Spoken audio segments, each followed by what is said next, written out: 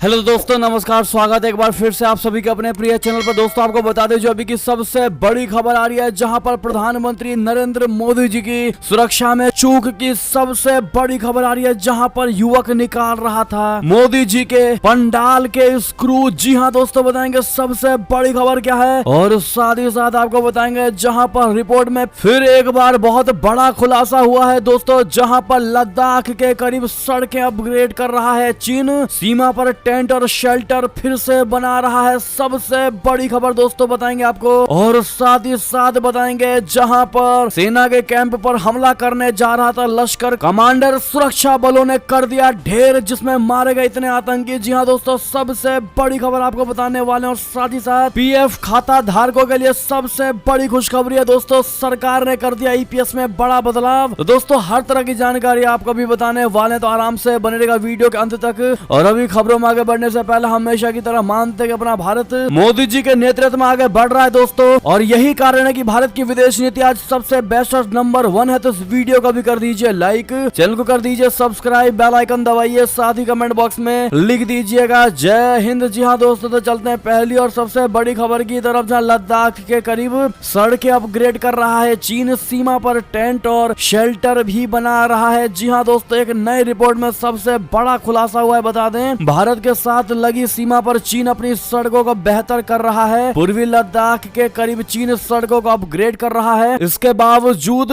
पेंगोंग तसो के दक्षिण तट के सामने वैकल्पिक रास्तों को मजबूत कर रहा है दोस्तों। एलएसी के करीब ऊंचाई वाले इलाकों में चीन ठंड आने के साथ ही टेंट और शेल्टर का निर्माण कर रहा है। आधिकारिक सूत्रों के हवाले से ऐसी मीडिया रिपोर्ट सामने आई है। खुफिया इनपुट के हवाले से पता चला है कि पूर्वी लद्दाख के सामने हॉट स्प्रिंग मोबदा ला रोड की चौड़ाई को 5 मीटर से बढ़ाकर 13 मीटर कर दिया गया है। जी हाँ दोस्तों, हॉट स्प्रिंग मोबदा ला से 1 किलोमीटर से ज्यादा की नई सड़क भी बनाई जा रही है, जो गोगरा हॉट स्प्रिंग में पेट्रोलिंग पॉइंट 17 से लगभग 14 किलोमीटर पूर्व में है। सूत्रों का कहना है कि एक वैकल्पिक मार्ग के रूप में इस सड़क को जोड़ा जा सकता है। चीन ये हरकत ऐसे समय में कर रहा है दोस्तों, जब हाल ही में भारत और चीन 2020 के बाद अपने गतिरोध को खत्म करते हुए गोगरा हॉट स्प्रिंग में पेट्रोलिंग पॉइंट 15 से पीछे हुए हैं। दोनों पक्ष बाकी के क्षेत्रों से पीछे हटने के लिए जल्द ही कोर कमांडर लेवल की 17वें दौर की बैठक आयोजित करने पर सहमत हुए हैं। जी हाँ दोस्तों, रिपोर्ट्स में कहा जा रहा है कि ठंड आने के साथ ही चीन शेल्टर बना रहा है। डोमार में कंटेनर वाले आवास और टेंट्स देखे गए हैं। पूर्वी लद्दाख में मौजूद एलएसी से 60 किलोमीटर दूरी रुडोक में चीनी सेना का प्रमुख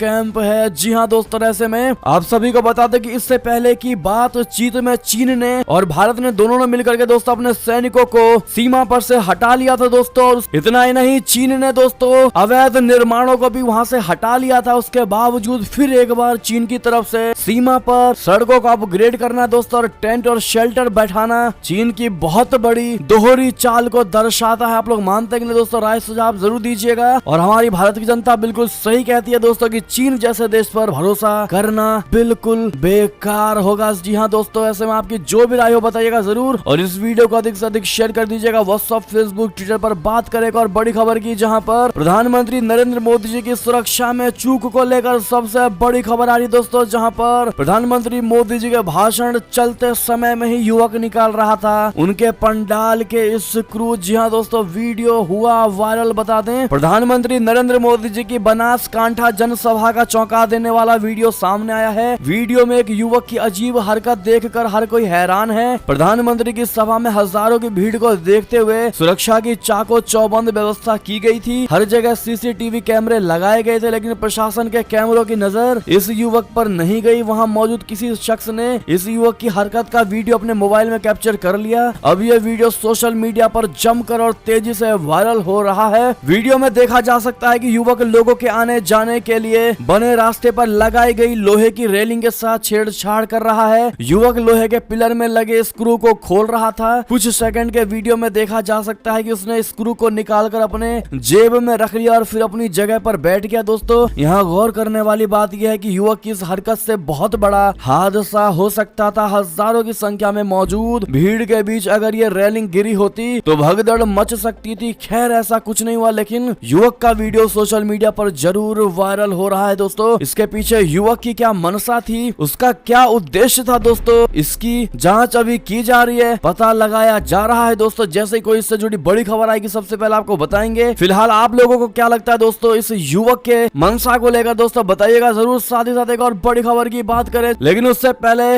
लॉन्ग लिव मोदी जी कहना मत भूलिएगा प्रधानमंत्री नरेंद्र मोदी जी के लिए। साथ ही साथ दोस्तों बता दें बड़ी खबर, जहां सेना के कैंप पर बड़ा हमला करने जा रहा था लश्कर कमांडर, सुरक्षा बलों ने कर दिया ढेर, 3 आतंकी मारे गए। जी हां, पुलवामा के अवंतीपोरा में मुठभेड़ के दौरान सुरक्षा बलों ने 3 आतंकियों को ढेर कर दिया। इसमें एक विदेशी आतंकी भी शामिल है दोस्तों। एडीजीपी कश्मीर के मुताबिक सूत्रों के हवाले से पता चला है कि मारे गए आतंकियों में लश्कर तैयबा का कमांडर मुख्तार भट्ट भी शामिल था। वो अन्य आतंकियों के साथ सुरक्षा बलों के कैंप पर फिदायीन हमला करने जा रहा था। इस तरह पुलिस और आर्मी ने मिलकर उरी जैसा हमला टाल दिया है। आतंकियों के पास से एक AK-47 राइफल, एक AK-56 राइफल और एक पिस्तौल बरामद की गई है। जी हां दोस्तों, एडीजी कश्मीर ने बताया है कि मुख्तार भट्ट एक ASI और CRPF-RPF जवानों की हत्या में भी शामिल था। आतंकियों को ढेर करने के बाद भी सुरक्षा बलों का तलाशी अभियान जारी है। सूत्रों के मुताबिक सुरक्षा बलों को आतंकियों के छिपे होने की जानकारी मिली थी। इसके बाद उन्हें घेर लिया गया। घेरने के बाद आतंकियों ने गोलीबारी शुरू कर दी। सुरक्षा बलों की जवाबी कार्रवाई में 3 आतंकवादी मारे गए। जी हां दोस्तों, आतंकियों के साथ एक मुठभेड़ बिजबेहाड़ा में हुई और इसमें भी एक आतंकी मारा गया। वहीं 3 आतंकी अवंतीपोरा में मारे गए। जी हां दोस्तों, इससे मैं अपने भारतीय सेनाओं के मनोबल को बढ़ाने के लिए दोस्तों उनको जय हिंद जय भारत अवश्य कह दीजिएगा, वंदे मातरम भी कह दीजिएगा। साथ ही साथ बड़ी खबर बता दें, जहां दबाव में नहीं है मोदी सरकार, रूसी तेल की खरीद पर अमेरिका पत्रकार को हरदीप पुरी का करारा जवाब। जी हां दोस्तों, रशिया से तेल की खरीद पर पूछे गए अमेरिकी पत्रकार के सवाल पर केंद्रीय मंत्री हरदीप सिंह पुरी ने करारा जवाब दिया है दोस्तों। उन्होंने साफ कर दिया है कि प्रधानमंत्री नरेंद्र मोदी जी की सरकार किसी तरह के दबाव में नहीं है। उन्होंने कहा कि हमारी नैतिक जिम्मेदारी उपभोक्ताओं के प्रति है कि उन्हें पेट्रोल डीजल की सप्लाई होती रहे। जी हां, अमेरिकी पत्रकार बेकी एंडरसन दावा कर रही थी कि भारत रियायती कीमत पर तेल खरीद कर फायदा उठा रहा है। साथ ही उन्होंने तेल खरीदना जारी रखने को लेकर भी सवाल पूछा। पुरी ने जवाब दिया कि मैं पहले आपकी धारणा को सही करने की कोशिश करता हूं। 31 मार्च 2022 का हमारा वित्तीय वर्ष पूरा हुआ और रूसी तेल की खरीदी 0.2% पर थी, 2% पर नहीं थी। जी हां दोस्तों, जो यूरोप 1-2 पैर में खरीद लेता है, हम उसका केवल 1/4 खरीदते हैं। साथ ही उन्होंने पत्रकार को यह भी बताया है कि बीते महीने रशिया नहीं बल्कि इराक भारत का सबसे बड़े सप्लायर था। जी हां दोस्तों, रशिया से और तेल खरीदने को लेकर पूछे गए सवाल पर पुरी सिंह जी ने कहा, हमारे उपभोक्ताओं के प्रति हमारी नैतिक जिम्मेदारी है कि उन्हें पेट्रोल डीजल मिलता रहे। रूसी तेल खरीदने में हम नैतिक रूप से संघर्ष नहीं कर रहे हैं। हम X या Y से तेल नहीं खरीदते, हम जो उपलब्ध है उससे खरीदते हैं। मैं खरीदी नहीं करता हूं, तेल कंपनियां खरीदती हैं। जी हां दोस्तों, इस दौरान उन्होंने ये भी साफ कर दिया है कि भारत के अमेरिका और यूरोप के साथ ही बातचीत जारी है। उन्होंने कहा कि प्रधानमंत्री मोदी जी की सरकार किसी के दबाव में नहीं है। जी हां दोस्तों, बढ़ते एक और बड़ी खबर की तरफ, जहां पर SCO काउंसिल की बैठक से जुड़ी बड़ी खबर। जयशंकर जी ने BRI को लेकर साधा निशाना, कहा क्षेत्रीय संप्रभुता का सम्मान करे चीन। जी हां दोस्तों, विदेश मंत्री डॉक्टर एस जयशंकर जी ने शासनाध्यक्षों की SCO परिषद की बैठक में भारत का प्रतिनिधित्व किया। इसके बाद उन्होंने अपने ट्वीट में कहा कि हमें मध्य एशियाई देशों के हितों को देखते हुए SCO क्षेत्र में बेहतर कनेक्टिविटी की आवश्यकता है। विदेश मंत्री ने कहा कि चाबहार पोर्ट और international north south transport corridor क्षेत्र में आर्थिक क्षमता की संभावनाओं के रास्ते खोलेगा। हालांकि विदेश मंत्री ने चीन की बेल्ट एंड रोड इनिशिएटिव का स्पष्ट रूप से संदर्भ देते हुए कहा है कि संपर्क परियोजनाओं को शंघाई सहयोग संगठन के सदस्य देशों की संप्रभुता और क्षेत्रीय अखंडता का सम्मान करना चाहिए। डॉक्टर जयशंकर जी ने कहा कि SCO सदस्यों के साथ हमारा कुल व्यापार 141 अरब डॉलर का है, जिसके कई गुना बढ़ने की संभावना है। उचित बाजार पहुंच हमारे पारस्परिक लाभ के लिए है और आगे बढ़ने का एकमात्र तरीका है। जी हां दोस्तों, साथ ही साथ एक और बड़ी खबर बता दें, जहां पर रशिया के इस फैसले से फिर भूखमरी की ओर बढ़ेगी दुनिया।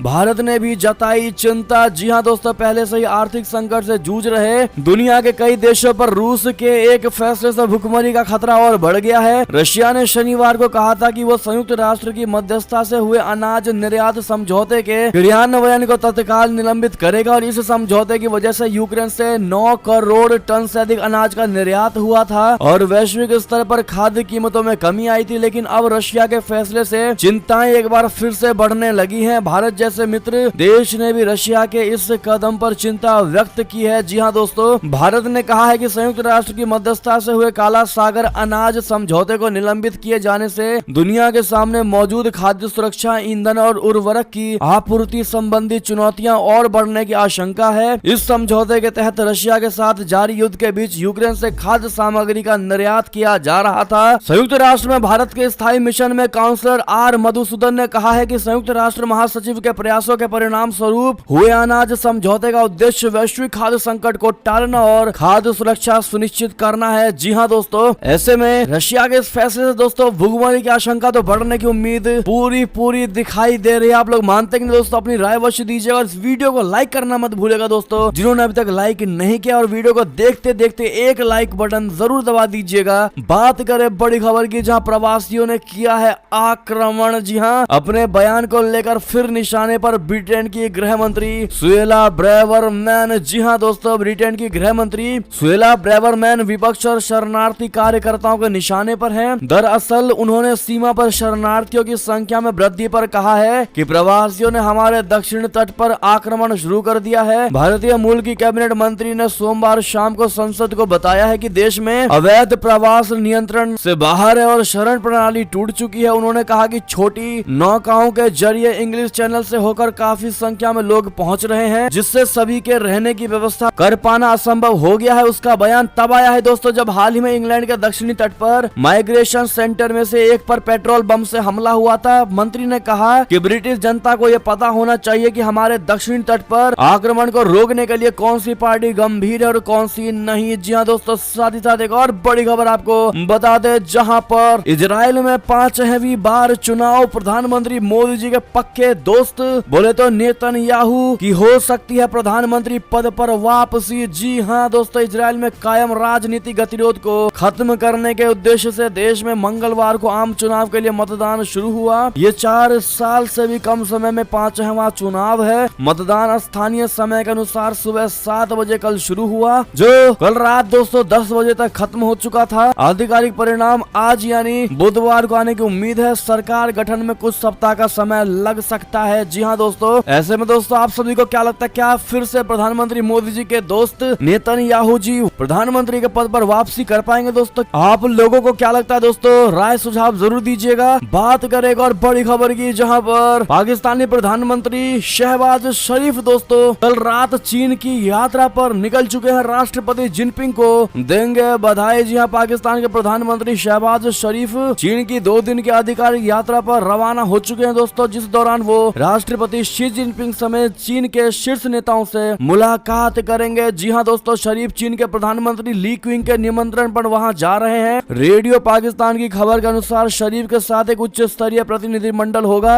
और वो राष्ट्रपति शी जिनपिंग से मुलाकात करेंगे, तो वहीं प्रधानमंत्री ली के साथ प्रतिनिधिमंडल स्तर की वार्ता करेंगे। जी हां दोस्तों, बात करेगा और बड़ी खबर की दोस्तों, जहां पर कनाडा में भारतीयों का शोषण, चीप लेबर से परेशान छात्रों ने उठाए सवाल। जी हां, कनाडा में भारतीय छात्रों की ओर से कनाडा की सरकार पर सवाल उठाए गए हैं। कुछ छात्र कनाडा सरकार पर श्रम के सस्ते स्रोत यानी चीप लेबर के रूप में उनका उपयोग करने और आवश्यकता न होने पर उन्हें त्यागने का आरोप लगा रहे हैं। पिछले साल प्रधानमंत्री जस्टिन ट्रूडो की सरकार ने लगभग 50,000 विदेशी छात्रों को रोजगार तलाशने के लिए ग्रेजुएट होने के बाद 18 महीने तक रहने की अनुमति दी थी। ये फैसला कोविड-19 के दौरान आई आर्थिक संकट के बाद लिया गया था। जी हाँ दोस्तों, कनाडा में रहने वाले कई छात्रों ने अपने हाल बताए हैं। टोरंटो के पास सेनेका कॉलेज के एक अकाउंटेंट और पूर्व छात्र डेनियल डिसूजा ने एक इंटरव्यू में कहा है कि मैं अब पूरी तरह से घर पर बैठ चुका हूँ। अब कुछ ना कमा पा रहा हूँ, ना बचत कर पा रहा हूँ। ये नहीं जानता कि मुझे ऐसा कब तक करना होगा। जी हाँ दोस्तों, साथ ही साथ बड़ी खबर आपको बता दें, जहाँ अमेरिका और दक्षिण कोरिया ने सबसे बड़े सैन्य अभ्यास में उड़ाए 240 लड़ाकू विमान। बौखलाया उत्तर कोरिया, बढ़ गया तनाव। जी हाँ, अमेरिका और दक्षिण कोरिया ने सोमवार से अपने सबसे बड़े संयुक्त सैन्य हवाई अभ्यास को शुरू किया। इस दौरान दोनों देशों ने 24 घंटे एक मॉक हमले का अभ्यास किया। यह अभ्यास 5 दिनों तक चलेगा दोस्तों। अमेरिकी वायुसेना ने पिछले सप्ताह एक बयान में कहा है कि यह युद्धाभ्यास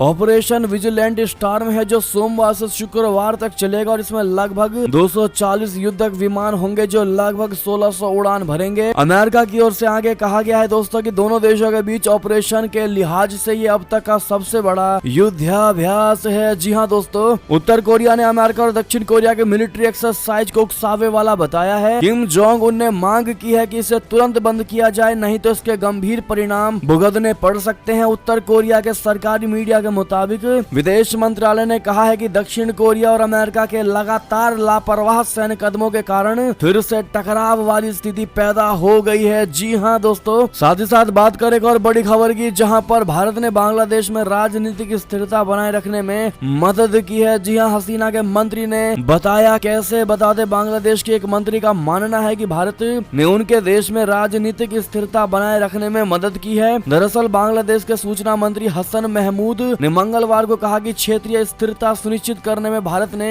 महत्वपूर्ण भूमिका निभाई। उन्होंने कहा कि क्षेत्रीय स्थिरता बांग्लादेश की समृद्धि और राजनीतिक स्थिरता के लिए जरूरी है और दोनों पक्षों के बीच संबंध केवल तीस्ता नदी के पानी बंटवारे से ही नहीं जुड़े हैं। प्रेस क्लब ऑफ इंडिया में पत्रकारों के साथ बातचीत के दौरान की गई महमूद की यह टिप्पणी काफी महत्वपूर्ण है। जी हाँ दोस्तों, साथ ही साथ एक और खबर की बात करें, जहां पर इमरान खान का विरोधियों पर निशाना, कहा पीटीआई और सेना के बीच रची जा रही है संघर्ष की साजिश। जी हाँ दोस्तों, पाकिस्तान के अपदस्थ प्रधानमंत्री इमरान खान ने मंगलवार को राजनीतिक विरोधियों पर निशाना साधते हुए उन पर उनकी पाकिस्तान तहरीक-ए-इंसाफ पार्टी और शक्तिशाली सेना के बीच संघर्ष की साजिश रचने का आरोप लगाया। मार्च के जरिए हकीकी आजादी बोले तो वास्तविक स्वतंत्रता हासिल करने का दावा करने वाले इमरान खान ने यह भी कहा है कि वो देश की सेना के खिलाफ नहीं है। जी हाँ दोस्तों, अपने विरोध मार्च के 5वें दिन की शुरुआत में गुजरावाला में अपने समर्थकों को संबोधित करते हुए इमरान खान ने अपने राजनीतिक विरोधियों पूर्व प्रधानमंत्री नवाज शरीफ और पूर्व राष्ट्रपति आसिफ अली जरदारी के खिलाफ अपने ट्रेडमार्क तीखे हमले को जारी रखे। इमरान खान ने आरोप लगाया है कि वे देश की सबसे बड़ी राजनीतिक पार्टी पीटीआई और सेना के बीच टकराव की साजिश रच रहे हैं। जी हाँ दोस्तों, इमरान खान ने कहा, नवाज शरीफ, मैं आपको चुनौती चैलेंज देता हूँ, जब आप वापस आएंगे तो मैं आपको आपके ही निर्वाचन क्षेत्र में हरा दूंगा। उन्होंने 3 बार के पूर्व प्रधानमंत्री को चेतावनी दी है कि जब वो पाकिस्तान लौटेंगे तो हम आपको हवाई अड्डे से अदियाला जेल लेकर जाएंगे। जी हाँ दोस्तों, बात करें एक और बड़ी खबर की, जहां पर इसी से जुड़ी खबर है दोस्तों, नवाज शरीफ ने प्रधानमंत्री छोटे भाई को दी सलाह। जी हाँ, कहा इमरान खान से मत करना कोई भी बात, बता दें पाकिस्तान के पूर्व प्रधानमंत्री नवाज शरीफ ने अपने छोटे भाई और अभी के प्रधानमंत्री शहबाज शरीफ को एक सलाह दी है। नवाज ने शहबाज से कहा है कि वे पूर्व प्रधानमंत्री इमरान खान से किसी भी तरह की बात ना करें। नवाज इस समय लंदन में रह रहे हैं दोस्तों, लेकिन पाकिस्तान मुस्लिम लीग नवाज के एक सर्वोच्च नेता के रूप में माने जाते हैं। अब भी पार्टी के लोग राजनीतिक मामलों में मार्गदर्शन के लिए उनकी ओर अवश्य देखते हैं। बात करें एक और बड़ी खबर की, जहां पर रशिया ने विकिपीडिया पर लिया तगड़ा एक्शन, यूक्रेन समर्थन लेख लिखने के कारण लगाया गंभीर और भारी जुर्माना। जी हाँ दोस्तों, एक रूसी अदालत ने विकिपीडिया पर यूक्रेन में जारी जंग से जुड़े आर्टिकल लिखने को लेकर भारी जुर्माना लगाया है। विकिपीडिया के मालिक विकीमीडिया फाउंडेशन के मुताबिक अदालत ने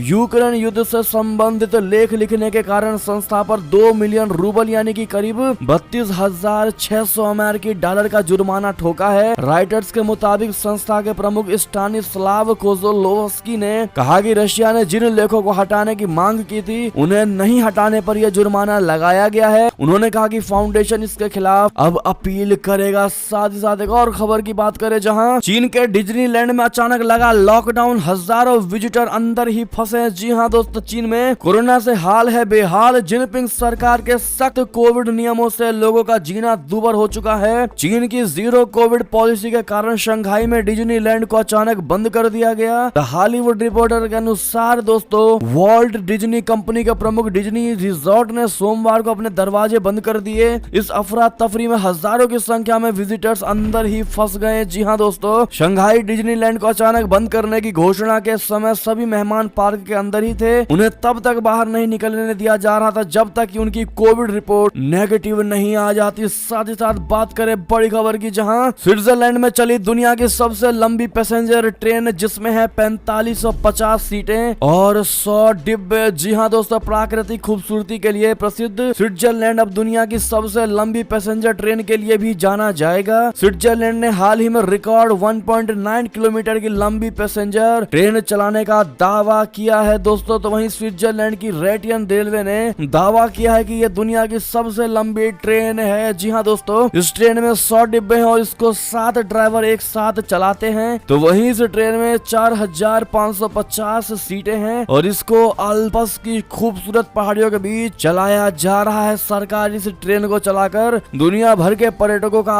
आकर्षण लेना चाहती है। जी हाँ दोस्तों, ऐसे में इस पर आपकी जो भी निजी प्रतिक्रिया हो अवश्य बताइएगा। साथ ही साथ बड़ी खबर आपको बता दें, जहां मुख्यमंत्री योगी आदित्यनाथ जी ने कहा जिन माफियाओं के बिना पत्ता भी नहीं हिलता था आज अब वो जेल में सड़ रहे हैं। जी हाँ दोस्तों, मुख्यमंत्री योगी आदित्यनाथ जी ने मंगलवार को ग्रेटर नोएडा को गंगा जल परियोजना समेत 1670 करोड़ रुपए की विभिन्न योजनाओं की सौगात दी। ग्रेटर नोएडा के नॉलेज पार्क 4 में मुख्यमंत्री ने इन परियोजनाओं का लोकार्पण एवं शिलान्यास किया। 85 क्यूसेक की गंगा जल परियोजना की शुरुआत होने के बाद घरों में स्वच्छ पीने योग्य जल की आपूर्ति संभव होगी। इस अवसर पर मुख्यमंत्री योगी आदित्यनाथ जी ने कहा है कि गौतम बुद्ध नगर देश ही नहीं विदेश में भी निवेश का सबसे अच्छा गंतव्य बन रहा है। पिछले 5.5 वर्षों में यहाँ नई नई चीजें आई हैं। मेट्रो यहाँ प्रारंभ हुई है। एशिया का सबसे बड़ा एयरपोर्ट जेवर में बन रहा है। फिल्म सिटी यहाँ बनने जा रही है। मेडिकल डिवाइस पार्क बनने जा रहा है और भी कई योजनाएं जल्द यहाँ आने जा रही है। दोस्तों, ये क्षेत्र लाखों नौजवानों के लिए रोजगार, लाखों परिवारों को स्वावलंबन की ओर अग्रसर करने की ओर बढ़ रहा है। निवेश के नए क्षेत्र यहाँ बन रहे हैं। पहले हम केवल आईटी और आईटीएमएस में निवेश देखते थे, लेकिन अब मल्टी मॉडल ट्रांसपोर्ट के हब के रूप में, मल्टी मॉडल लॉजिस्टिक हब के रूप में भी ये क्षेत्र तेजी से आगे बढ़ रहा है। इन्हीं में से कुछ योजनाओं का लोकार्पण हुआ है। दोस्तों, आपको बता दें, माफियाओं की जब बात उठी दोस्तों, तो माफियाओं को लेकर उन्होंने जो बयान दिया उसमें उन्होंने कहा है दोस्तों कि कभी जेवर क्षेत्र अपराध के गढ़ के रूप में जाना जाता था। जुलाई 2017 में यहाँ विभत्स कांड हुआ था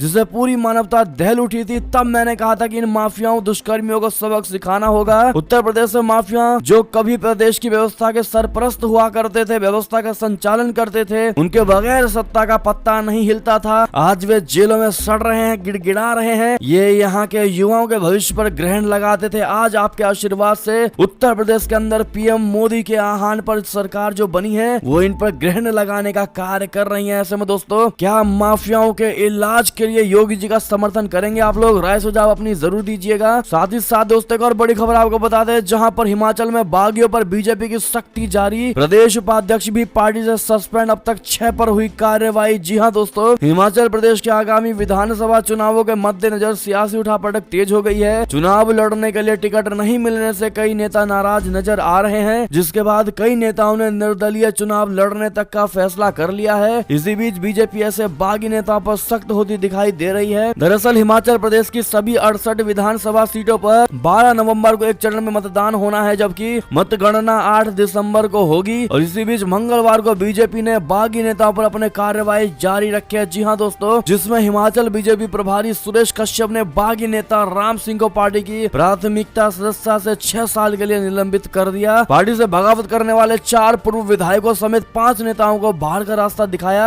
और इन सभी पर 6 साल तक पार्टी से जुड़ी गतिविधियों में शामिल होने पर रोक लगा दी। जी हाँ दोस्तों, साथ ही साथ अंतिम खबर की बात करें, जहां पर पीएफ खाता धारकों के लिए बहुत बड़ी खुशखबरी की खबर है। दोस्तों, सरकार ने ईपीएस में किया ये बदलाव, आप भी ले सकते हैं जानकारी। जी हाँ दोस्तों, सेवानिवृत्त कोष निकाय बोले तो रिटायरमेंट फंड बॉडी यानी ईपीएफओ ने 6 महीने से भी कम समय में रिटायर होने वाले अपने अंश धारकों को कर्मचारी पेंशन योजना 1995 के तहत जमा राशि निकालने की अनुमति दे दी। जी हाँ दोस्तों, फिलहाल कर्मचारी भविष्य निधि कोष यानी ईपीएफओ ग्राहकों को 6 महीने से कम सेवा बाकी रहने पर अपने कर्मचारी भविष्य निधि खाते में ही जमा राशि की निकासी की अनुमति मिली हुई है। जी हाँ दोस्तों, और इसी बीच ये थी अब तक की सारी बड़ी खबरें। दोस्तों, आपको हमारी खबर कैसी लगी? आशा करता हूँ बहुत अच्छी लगी होगी। अगर थोड़ी भी अच्छी लगी है दोस्तों, तो इस वीडियो का भी कर दीजिए लाइक, चैनल को कर दीजिए सब्सक्राइब, बेल आइकन दबाइए, साथ ही कमेंट बॉक्स में लिख दीजिएगा जय हिंद जय भारत। दोस्तों, तो मिलते हैं आपसे अगली बड़ी खबर में, तब तक अपना ख्याल रखिएगा। आप सभी का बहुत बहुत धन्यवाद साथ देने के लिए, साथ बने रहने के लिए, और खबरों का सिलसिला लगातार हमारे चैनल पर जारी है, तो अपडेट रहना बिल्कुल मत भूलिएगा। दोस्तों, अगली बड़ी खबर का इंतजार करिएगा। मिलते हैं आपसे अगली बड़ी खबर में दोस्तों, तब तक अपना ख्याल रखिएगा। बहुत बहुत धन्यवाद। जय हिंद जय भारत, जय श्री राम, वंदे मातरम, हर हर महादेव।